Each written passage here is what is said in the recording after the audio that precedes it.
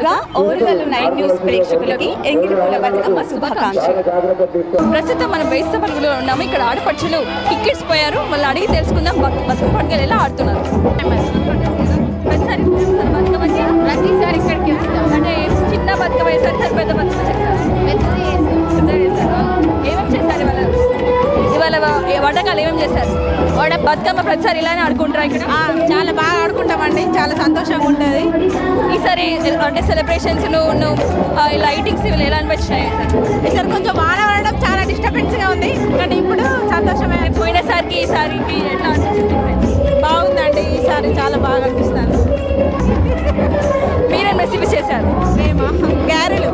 చందమామ శివుడు రాకాపాయ చందమామ పండరేవాయ. అందరికి నమస్కారము.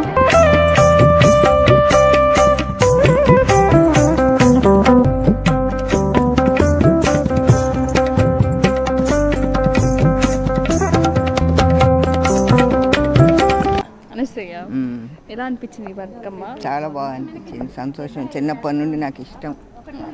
ఈ పండుగ 9 రోజులు కదా, 9 రోజులు పండుగ అంటే ఏమేమి బతుకమ్మ పేర్లు? ఎంగిలిపూల బతుకమ్మ కదా ఇది, దాని తర్వాత ఏంటి 9?